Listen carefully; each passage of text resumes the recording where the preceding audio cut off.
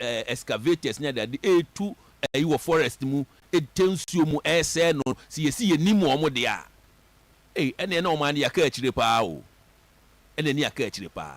So it should not require an opposition leader or a party in opposition to come and say my sign part and sign yetimi I put two things in order. I disagree. Let's call a spade and not the big spoon. It is the responsibility of Nana Addo Dankwa Akufo-Addo say obehwe and make sure say the SSA yen yaye and yet John Dramani Mama and I say NDC. They should do the right things. And also so be my no say if no my sign part, so what? Let's God forbid what sign part one when what happens? Is it not the same thing that is going to continue? The power say all the candidates. Answer. If you bring copy, what happened? If you bring copy January 7th. Okay. And that call no more call. No. When are they expecting it to be implemented? When?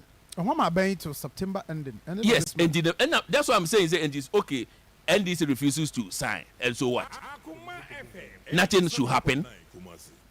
Action is what I'm talking about. NDC refuses to sign, and nothing should happen before January 7th, when there's a new government. What happens from now to December 7th? And I say NDC signs, and so what? Mrekuduka, Deputy Lands and Natural Resources Minister, I say call now organized labor the buyer no, and for ye that we should ban small scale mining across board. I suggest, and I think I said it last week, not only small scale mining. So it's a clear indication that it should be a ban on surface mining. There should be a ban on surface mining, because we have realized that a surface mining and no wreak havoc on our environment. And Kofua omo mining mention mining company be edin wa say, but omo mfi so mu sika pa mutimito excavators best 100 the go forest mu no omo nko underground omo nkotu. And government must help them to do that, because you see, let us not forget the fallout from it, the implications or even our security. Hey, any part no omo go no omo ye galam say owura mo ne say ye ja omo nyina so omo nkokwa a omo nya bibia ni na so omo nya ba be gu kumazi kroma e ho ntoye. Because ebimu ye criminally minded. Ebimu, I'm not saying all of them, but ebimu, you cannot rule out the possibility that there, and some of them are even not Ghanaians. Yentimi, your immigration system no entimi and capture omu ya omu nemu. Ye beja omu nyina so money nam isakwa. And those with money, government can engage them, and I believe in that. Government knows them. Those who are financing the whole thing. Government knows them. Any more. Only one more financing. I tell you. And because as a government, Nimdia, any security, are very weak as a country. And then Yamakra and Abu as a terrorist, be crime, I'm blow up. I'm being honest. The government Nim Omomuya Galam say Nedia. Let us there could be a number of terrorist organizations in Ghana that we don't know. Next year, security weak. And I want to believe, say, may I trust the security system in Ghana, and I trust government is ahead of it, and so government knows those who are involved, those who are financing, because Omuntiminga say all the transactions are underground. Excavators they are import. When they import here, when they come from the harbor, don't we have all this information? And those people know, instead of importing excavators, government should engage them the same way AG and other mining companies, some underground they call mining. Government should help some of those people to even come together to form a underground to go and mine and employ all those people. How many people at the peak of AGA? How many people were they employing? Newmont, how many people were they employing? I know people who work there and they were very happy working there. And so in the same way, some of these people could be helped. We need to be forward thinking. And Ghana, we cannot continue to do things as usual. And to the call say, we may sign. I think say, excuse me to say, shallow. Excuse me to say, we should be thinking, and as a country, we should be looking at things in a different way. We should start thinking outside the box. We need the mining royalties, we need the gold, we need all of that. But when we do surface out, on the surface now, it's a environment. So why don't you go underground and go and mine? We need the count all this that Mabuni bin so say a human in you. you listen to them. In fact, you chance on some of the videos near the Omaye our site. Amabunu kase se more bania. Between the period I'm de ban and say besa baba ye juma biun. Edian na mo be de amaye. Oh, so this is why I think say me propose that no. And they also are not listening to me well. Okay. At the peak of Anglo Gold, said John, Sam John at time. No, how many people were they employing? Okay. And that's the same way that I'm proposing. We should go underground and go and mine and employ all those people. Let's just find modalities to go and mine underground because we need to give employment to those people. Let's employ them to go underground and go and mine. In that case, we will minimize the effect on the environment. Right. It's the surface that I'm proposing that it should be banned. And if the capacity is not there, government will help them develop the capacity to mine underground. May that say, Prof, thank you very much. Doc, my minty Kasken. Prof, I mean, show. What kind of manifesto? Oh, sir. What kind of power? On say, but me about the golden age of mining. Where indicated say mining, oh share your mom miner, and a gun into me a year. Local people or more large scale miners. If it my 4, 5, 20 boom to make it a big one. Now, I saw my to do that kind of mining now, Prof. Kamasem. What you say? It's a 100 minute profit. And I think he's staying on the same wavelength as government. Sad by saying this, can we see if we profile? But also can be said between now and December 7, whatever policy. I'm coming there. And what I'm in the yard. Did he kind of say? One say on Wakasa an environmentalist. Mr. Makasa is a policy person. Adia a woman said, "Mammy read the baby." Not Prof. You that historical a year did drew baby a problem. Okay. But TUC problems new too. In so a say and a forest reserves are yes no. It is a nana a monk of quine Mumpuka forest no. There is some few a sorry forest there. Obama small scale mining legally no. They are not the target of a year organized labor. Even though no omono surface no one I wish you never know. Become moment by a large scale mining. I mean yen say surface no, which is something I agree with you. Now the first thing here about in so 71 story be war a city. Dated February 28, 2017. EPA boss Nakers or say Ghana may soon import water over Galamsey. Now read a year paragraph my quoting in or say we anticipated this problem long time ago. That is going to come to a time when we continue the way we are, the country may import water. Because we are destroying all the water bodies and we are likely to import water if this continues. Mr. Fiati added. Okamba say the Chebi water treatment plant. The Chebi water treatment plant was also shut down in August 2016. The time August 2016, because the water had been rendered untreatable by Galamsey. And it's a proof of when the Galamsey problem because we rabbi me that's the need to say when deserve to be president. I mean myself, Muhammad does he deserve to be president? Or no, a president Dano, but me a president that's a vice. No? If a Nuntuka said into deserve, why president Dano? And the time, EP a warning say. In so home back you Chebi treatment plant you close it down because of Galamsey. 87.9. Or no mom you deserve to be president. Now, Prof, you never can cry. From Nanado Bar Bemun, this was the reason why your shares had Galamsey fight. Young Nadia no to professors, Mukambi, academia, media for, a software for, a info, politicians on all sides. Yabasa can cry. By 2019. You must say achieve some successes collectively. The problem at Burma was the politicization of the fight in 2020. That is also another statement of fact. But my dear Hamo organized labor. Organized labor woke up a little too late. It only smacks of hypocrisy. It's a brand, not sa politicization in Koso. Not and so they say no, my what now every election period. Menka said it's late to do something. But they could have averted this earlier on. Well, organized labor, a force, or Kasa, a binding as unti. Financial issue be sitting sense, some organized labor cause of a cost strike. It forced the government to act. It means that organized labor and I saw by what is right and needful. A lot of things are going to change in Ghana. So organized labor, you failed us to start with.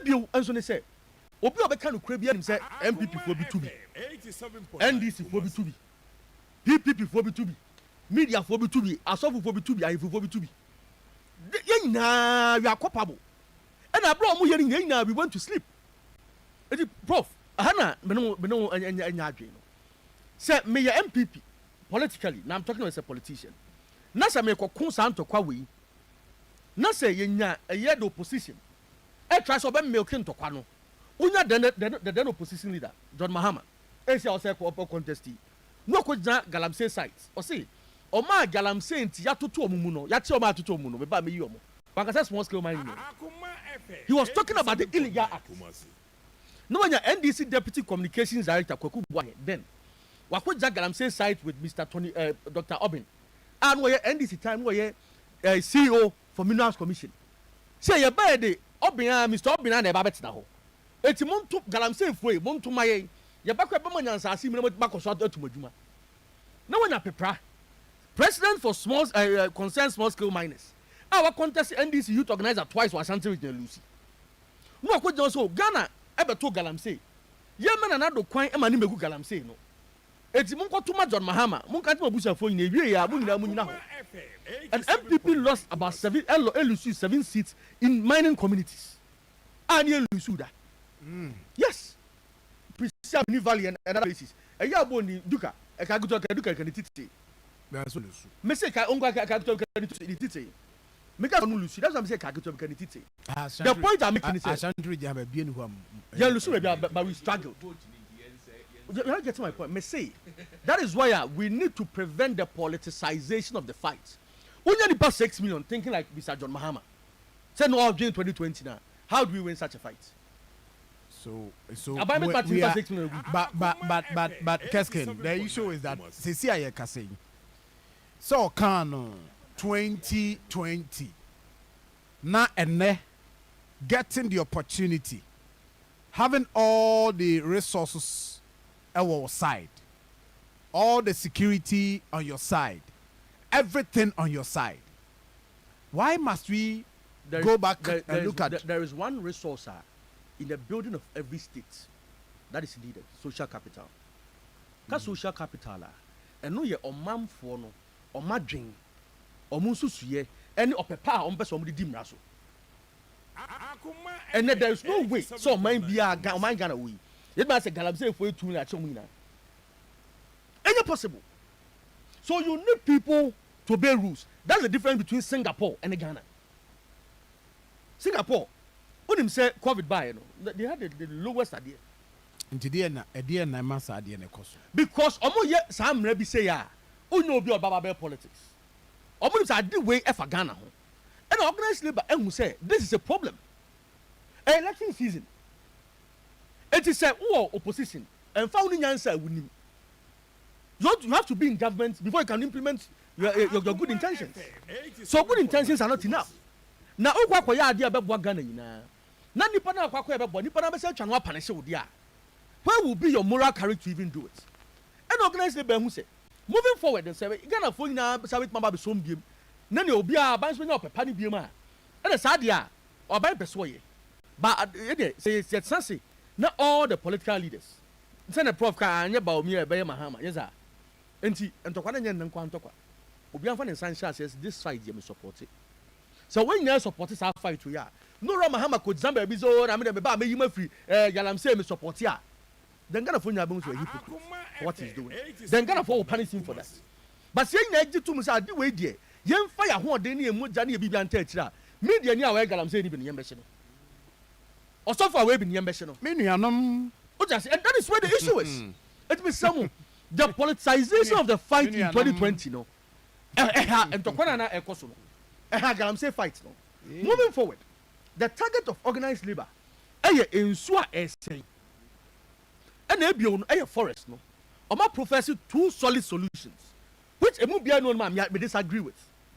The first one is say, airline na man ko fo kwamom ko forest ni mu no. Say stop here no na ka say dwa bamboo skra na. Over a period of time you can recover the forest. That is one.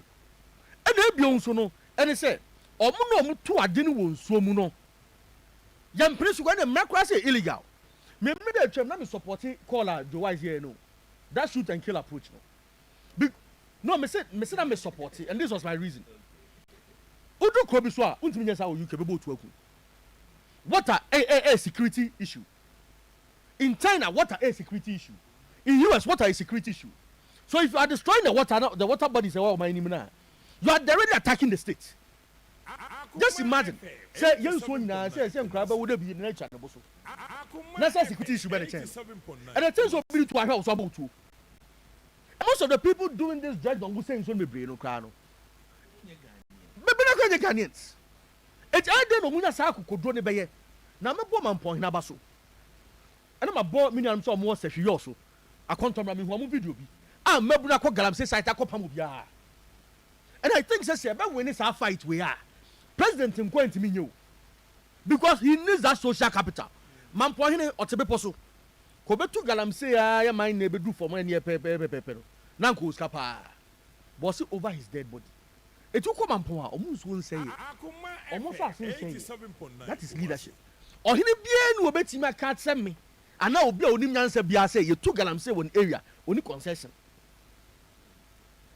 Mr. Betting. Hey. Or he be no bet madam. We are sure. What me count it. I'm repeat them can you. Mr. Or he be no bet him can't send me. I'm what I see. Exactly. Okay. Only what say. I won't need concession. Only benefit from it. Now concession benefits na bia. And what's that? Mr. I'm benefiting from it. Otu forecast him na na we wani mu a. O see. So he for do about asase mu kwa kan tam. O ko tu for tam kese.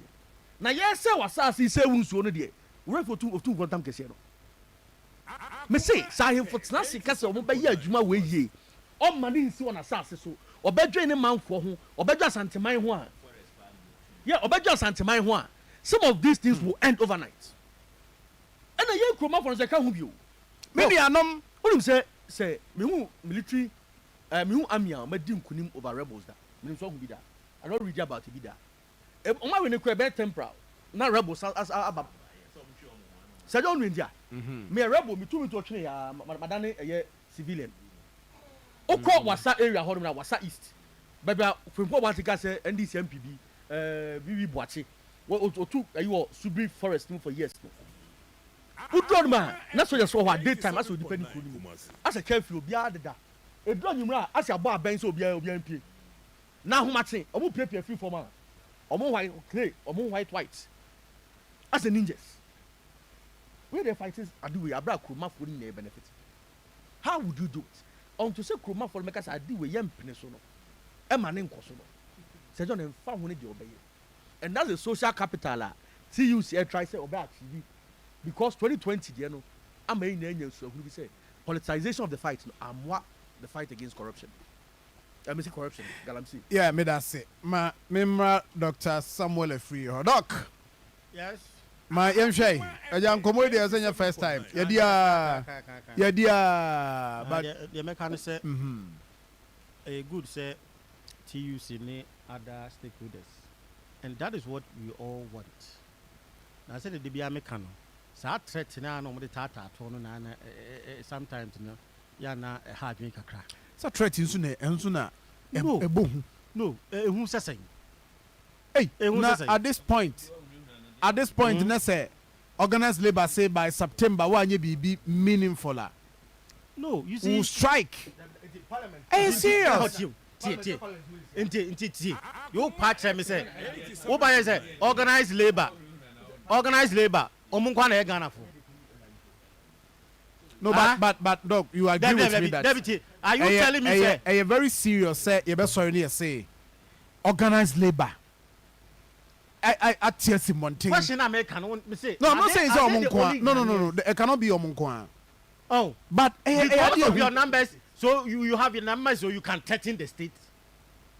Oh, and you maybe what? Only a binding engage, and then you try to ensure to say the more in a drink. Now they are not question. I buying 2 weeks. Why we will strike? Because you have the numbers, you can strike. 87.9. You can strike. That is why I have a problem. Issues of more how to solve it in that would be the best way. But the problem I'm having is the threat. They should give government threats on the number of people that are dying on our roads. And also a threat. See you. nipa do kura more than even the COVID.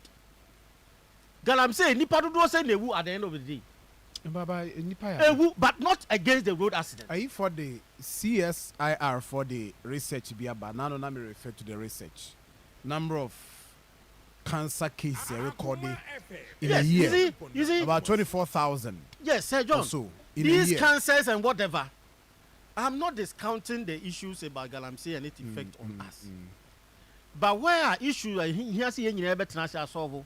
Now you who pay now be my threat now ma buying some days. If you know, say you can manage it, but by your president, the manager.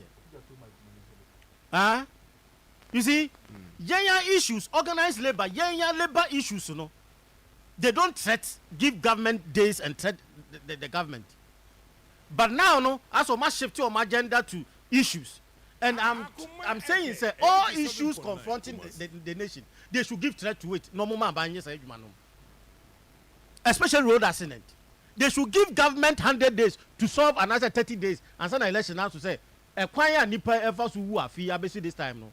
You buying 30 days to stop people dying on our roads. Issues are banning you know you perceive a solve what. Organize labor because you have the numbers. I'm giving the government at the end of the month. If you say that we should ban illegal, we should ban what? Mining. Do you know what is mining? It's illegal. Galamsey is what we are talking about. No, but I'm say small scale mining lead to Saudi. That's small scale. The small scale mining. Small scale. I don't know. You bet me at Tanasi. Now you're doing common year. If you look at the operations, Sir John. When we are talking about banning mining, large scale for Kahu, small scale license one Kahu, right? The illegal ones are the one we talk about Galamsey. And no Nabia was here finding out, and now no immediately, former President Mahama Yadri say immediately, Aluvia God no mutu. Everybody should stop. Akoma FM 87.9. Oh, and no question should be a security. So, mean, say, Adame Wahana will be fair, will be cast, say, and so you can. And so you can say, a higher media, let me to go to her. And so, as I say, the black, I think the black voter, Savannah region. Now, that video, nobody to me, Anyamaya. Savannah region. On the black voter, Omakoto champagne mono fresh. Now, what they have videos, now I have bit my and Omama transfer. So it took the Security Council, no, and the Immigration Service, and Omo come home for. Now, Sir John, yeah. Nipa be nipa, and so nipa yen I no. What of a machine, say, no. And Sir John, hey, the dangerous aspect, they say, community now, almost say now, almost your form year jumano. They are not conscious, say, they are even have to protect, you know. And that is a dangerous thing. Yeah, you bet me a fight for them. But omo motiwono in your mind say, I didn't omo say, but they don't have any alternative. They think say that is the only way to survive. And you know. What a chair and then shouldn't say one foul cry because at the end of the day, when so Benyasika say in every. So the channel. Professor, I can't hear. Sir John, I will be the last person to say, illegal man in Galamsey, you know, we should let people continue to do it. I know I will never. Until say, you bet me, I agree. Now, as I feel on the machines, that question so. What do you hear? Machine here, fresh, and some machine and number. I know more than I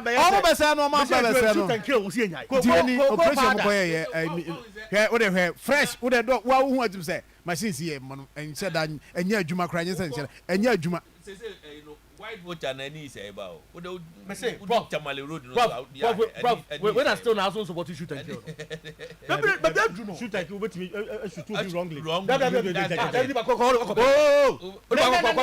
opposition go pay the back on team so e bia no go ya adwuma e bia no go perfect aha dog ada na me munya e bia no go ya ko say ade no dog dia on your uncle so so but when I will so the first responsibility I will as an adult to make sure say wo the way no legally right no Jamaican onya because I didn't know what the team no the person is equally culpable esi wo ka wo na wo san fine no e wo anya nipa obi anko jenso nto obaya ma wa aka be no wa say koko wi ade a undimi nga say o de onimu and you are innocent eti wo wuti ade ne so say no say mo bother say military attacking over the water body ka di also mi ko say na nke de ti o na gu na chi say wa we jima no me dey say no that girl no undimi ka say we mu wo say any targeted e bi o we exactly wa be so wo say so ni bia guessing why I don't support the shooter and killing it's like mob justice. Yes. Just check for you no. That's my point why everybody must be taken to court. Yes. But the point is taken through the due process of the law. That's why I don't support. I say you who say galam say per se as I say so there no is quite different. But what we so say no is a country at war with itself. Because as soon as all said, okay, right.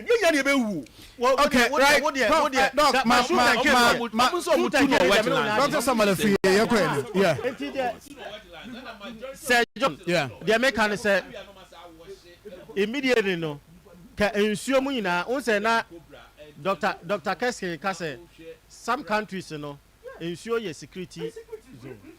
And you also yet making sure say these things are implemented as soon as possible. Ensure biya that o man biya no should be a security zone so that people will not go in. Yeah, no, your navy for no. Omo hefa no mo. Now COVID create me combating. Oh, your navy. No, don't bring that. Don't bring that. No, but I said they are supposed to be doing that. No, so if the political will is there to stop it, you bet me solve. Because Prof that way. We can have our navy on patrol on the. We can do that simple. And that's my call. That's what I'm saying. Say the case in Sunu Honomono, a whole national security zone. We can then deploy them. It's so simple. Okay. Near manya position, manya you or say be a may. They are regulating the importation of excavators since Hanimani now. And here we are at this critical point. Okay. Right. Look. Yeah, we are. Yeah, we are so modiano. Yeah, we are so modiano. Then Abasa airline now. And many pack immediately government should call emergency of parliament and why no moon year didn't free her. Say nobody should enter in our forest. These two things immediately will stop sir in showing any wayness. Na a young pequia befaswa or more macaw ye community na or more ye way no. We put things because Sir John until and Crawford ye form more in our communities.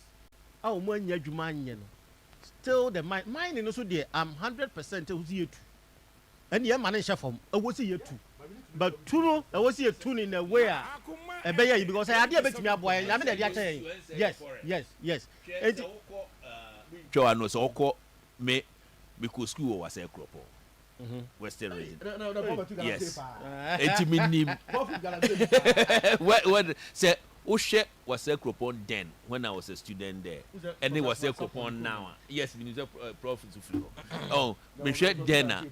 And yet difference in your wife. And to tell the people are more benefiting from it, they say to convince them. So Bekatrom say Omunyagal say because when you look at the economy of Wase Cropon now, and different from when it was that rural economy. And the rent friends are almost stores no near moton near they are not into Galamsey. But in Yamakura or Tono, the way is it on. Any at the same time apartments near the dome they rent if you are more expensive you take Kumasi. Was a cropon now. And you know says ocean in na let's all say all of a sudden you're shutting down the system now. And yet easy. Yeah. And now here a history of cities are declining. Tulsa, Oklahoma is one of them Yes, in the yes, U.S. yes, yes, When the oil no boom no went off,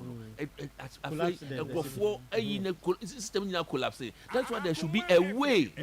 Me support to say environment, but looking at what the me who know. Me support to say young banning completely. We should bring a system a bit me mining. Yes. Na at the same time economies no grow na yen sounds so and say environment and as yen nipa that is all we are asking for. Sir John, Prof has supported the idea of ensuring say local economies now mining areas in the one I was a different I was a pet a pine bisua so we need to stop and yes sir. Hey, Sir John, people are waiting to go and do illegal mining. Yes, they are ready. No matter how the change of government, say 8 years, 20 years, whatever. Some people are waiting for change of government to go and mine. And that one is what we have to stop that. It is young baby and fan to chiri yena. You better for now, and in better. Yan to a benye, nebia, bibi sabi sipe. Nkurɔfoɔ te hɔ a wɔn twɛn sɛ wɔn nso ba abɛtu woyɛ den that president in power cannot have that control na wɔn mu koraa na ebi mu wɔ opposition dem koraa ebi mu wɔ nkuromu tu opposition fo tu NPC tu judges tu police fo tu and that is how fighting akɔyɛ yi ahemfo no bi ɛyinom asɔfo no nyinaa wɔ mu ɔn ɛne nkurɔfoɔ yi wɔn tu bi sɛ ɛnyɛ nkurɔfoɔ no bi tu bi me kokofo kra mbɔ ho ban wako won't be tin wako di akwa don kwachi no enti se be ya obenya ba bia hye mi koko fonti me bo masase ho ban dog me sropa is me 2 back at 30 million it is a job the can say ye nyina ye nto to adwene ye hwe ye na sebi amanfo ni threat especially the organized labor they are bringing good suggestions sa party omo sign me support to okay any airline ne ho ahwan na ewo wom no but yeah now date na omde share abanye say timeline no they should let it and work together say be ya benya because enyo mo nkwa na ye Ghana for minus so mo ye Ghana for baby a obi a ye Ghana and even though ade ye west form no they should not seen us ana I could have our advice say organized labor and penny phone nyina they should put omo mining areas so no mo hwe the relevant of the economy of those areas no more bibia won't mean trakra na we issue statement that threat anyhow you should go there and see why people are living so be journalists be confirm information ba no confirm way ba you don't base on only that you answer now because one numbers and what power no go and verify and see what is there right so that you can give a clear kind of what information okay. Thank you. Yes, I did piano. And so person be kon wapem na video what's happen. And also so no let's not forget say there is demonstration so cause one crime. This democratic hub almost demonstration stop the galamsey now protest. It's ongoing. It's ongoing. That is and yeah, Ose. Eva. Accra, o me galamsey wa Accra. O ba say ho na mpanimfo. Meba. Adena mo pese. Adena exactly mo ko be o galamsey no. Na ho de ye kwaye no. Who is the Ye kwaye de ma hwan. As a policy person, the problem ba ko amehu ne say. Casket. Meba We should go yam ko ba bia o mo ye dem ho ne yam ko. O ba say at the end of the day there should be meba. And ko for na Accra. Normal your demonstration. Na Accra ma pay news for no ma pay crash o mo nsem. Na ba be story. Meji tumu pa ba be so nya impact na omo wa ase ho no e fa omo ho no ukọ na otimi omo engage wie na omo ti ase na be demonstration na ye no form o utimi ye no na use advice successful site one no omo Accra ho na for ho pa Accra for the for right so that is omo nti political economy organize community but I say prof my member ho and then so my room fee say and then so yeah Osaje for Dr. Kwame Nkrumah yeah my room fee and then birthday say 21st dog ana be so you any na me akasa numbers me nya de wo okay and because of that Monday I had my Monday holiday holiday yeah because of that That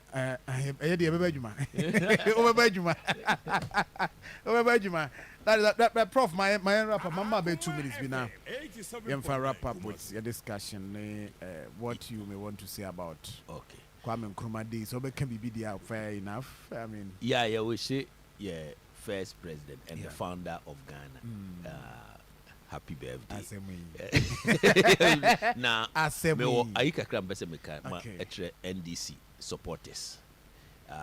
And the NDC for especially NDC leadership. This election election we need to keep our eyes open. Mitie de na obo fifi audio na obo na we say me NDC executives ni NDC for nyina say we will fail Ghanaians if say after December 7 ye babeka about machinations and mafia we don't want to hear that. And it's my call, say whatever it takes to prevent Reagan, they should do it. They should anticipate Reagan and prevent it. So the assurance and our commission they buy that's what I'm saying. The after December 7. They should be forward looking. Now idea BSS to prevent Reagan, they should do it. Okay. They should anticipate it and prevent it. Yempe post effect analysis be say, oh, they did this, and we didn't see it. And they should put in all measures in place, especially in Ashanti region. They should put all measures, everything in place, so that this election is not riggable. Okay. Otherwise, Ghanaians will not forgive them. Okay, thank you. Doc, William, young coin. Ura Kwame Nkrumah bed you beat my. Na me picture there na Ura Baumia Kwame Nkrumah nsem. And it tells a lot. So anyone say Baumia so na o drink kesiesa. Na many prof ya adwin by the different sense. MPP ni bia. I saw make sure say they see 2008 and this year no MPP be we no mu sa yomu mafia no boy no na sport ballots on kwa enya about 300,000 votes 2020 you say baby o ho mo te nanado anim ni free ho na ne ti anybody padu akwa to abakwa nanado crime pie ballot nso bi and they may replicate same in all MPP strongholds especially among the rural areas no. So mo police stations 10,000 ko mo yes o makunye obi ansoma nani na ho now EC officer Mr. for the good of the country and while for the good of your life and your family don't try it whatever be hon ma ye nji ntumu bi no na be ti pa me na be pa what ba o mi anima fi ba o mi ada number 1 what are you doing to us mistake na basa to aso sa onim paper ti maja tumu onim tini na make a tell nipa say on short chance na bet now wa baba say baba deliberately baba say ballots we do say for you yantwe ma ezi et oba no say oba be sam na boy ndisi oba no abo aho say oba be say yantwe ma nkokwa ye be ma the law and ye yantwe ma no me say nipa no obo no ho say yantwe ma ne me say ade no whatever what that one man san ko fi sakwa hey another police Keskin Debbie Jamiso Keskin me police on you ya say what the member police me say man who say man ko sakwa we will use every legitimate way to stop the person minimum force say but na say the person na so na say bob 5 I said na police e be oh Debbie no I'm telling you no Debbie citizens arrest no citizens arrest that means uchi panel so brona that mean say me say NSA here to arrest me be no kwa say bem that's minimum force and man ho kan na Sir John when I easy ni na wo ti na wo say wo ti ba o me anim free honom o say ballot no na me beti wa use be fa ho di sa kwa me sam no mama police na sa fo ni ase eti ye one ni so mo just as a prof o na and ye dem never so mo so ye se ba sem ye nyina ye me obrefo to obrefo ade o obrefo to obrefo ade. And I give an example. Prof Nimbe, I talk about Tafo. Memtum the great fire. You dare not. Yeah, you dare not. See, untimi message. See. All right, let us say Dr. Because yeah, about me that one. Keskin. Dr. Baumia that one. It's who quite about how. You make sure that you enter one in free. That is. One in free. This is 2020. Doctor someone every year. My year. Me. If you have your call, Jubilee Park, Prempeh Assembly Hall, a honey. If you have pet, a hall, any idea in each day. Mecha Ivan Zinkum say Mecha Kwame Nkrumah Mechiano. Baby will be a Mechiano. Timas Kwame Nkrumah. Kwame Nkrumah Busi. Oh, okay. And an apostle Chiano. Okay. Napochiano. Naposo me fan Nkrama. Ma Evan Zinkum. Very important. All right. Until next no be so be home. Why? Evans what would mean now also what? Mate. You know if we are saying obia ba be yebi na okọ. O time so a obekọ. Em say ayi so ba na boss anyo no. Until no Kwame Nkrumah be yebi. No be any footprint e da so ho. The memories of what he has done are visible for all of us to see. Anya krano yena yen ninim certain kind of project in you maybe our yeah anya kra independent we can attribute it in leadership. Yeah. And a kind of also Emma Ghana Foundation. You cannot talk about Ghana without Kwame Nkrumah. Right. And I'm saying a time Anna President Ado. Anado, it's me renovate and that is the best legacy. Nanado, it's me at the Ama Ashe Kwame Nkrumah, and I think say even now or more use World Bank the ASR project income near year benina revenue benina. I think say is good, is a good sign. Now my man in Kwame Nkrumah, yeah, my penny for. I think President Rawlings should have some kind of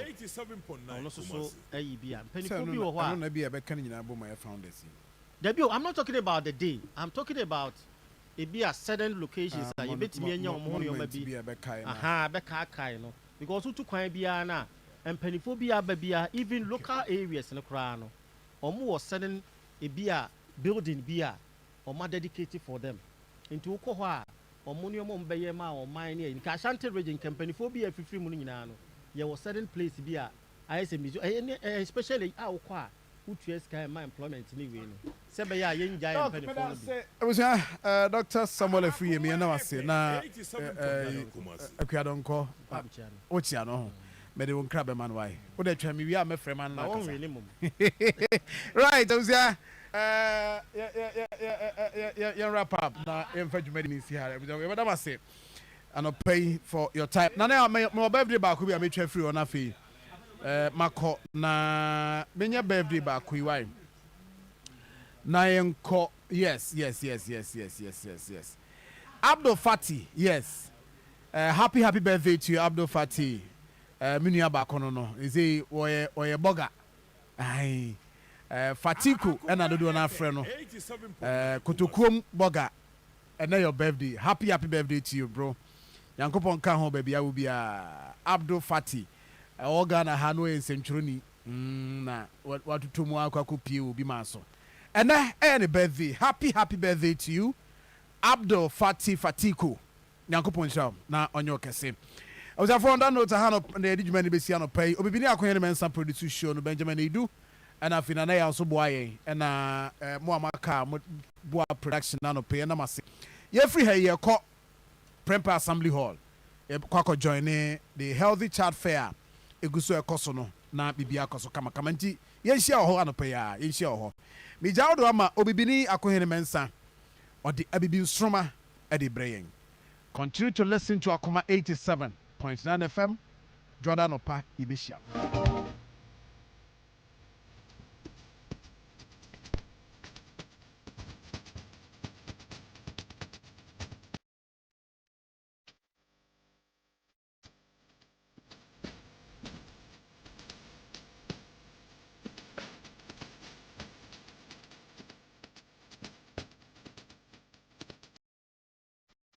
Akoma FM 87.9.